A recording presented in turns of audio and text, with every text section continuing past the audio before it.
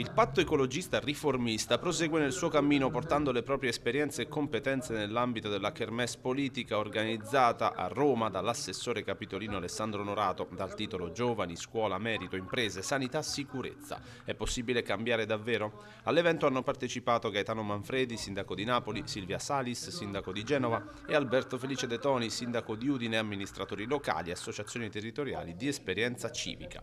Lo scopo è quello di dare nuovo slancio al centro-sinistra portando il problema dei cittadini al centro dell'agenda politica. Sentiamo alcuni passaggi dell'intervento sul palco del primo cittadino del capoluogo friulano. Noi a Udine ci siamo dati un claim, Udine città felice. Perché?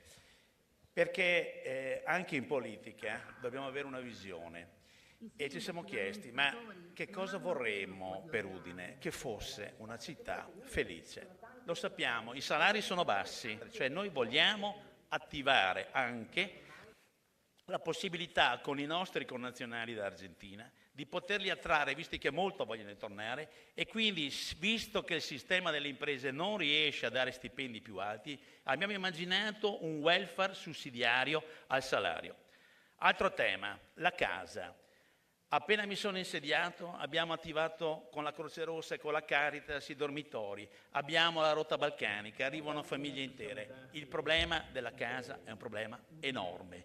Più dormitori facciamo, ma la filiera è ferma, cioè a valle non riusciamo a portarli, quindi li teniamo tutti in dormitorio. Quindi io lo dico, noi stiamo attivando dei temi sulla casa a livello locale, ma noi abbiamo bisogno di un piano casa nazionale. Vi ricordo che Amintore Fanfani lo fece nel 1949. La sicurezza non è il sindaco che comanda il prefetto, comanda la questura, e quindi noi ci siamo comunque attivati e abbiamo realizzato la sicurezza partecipata.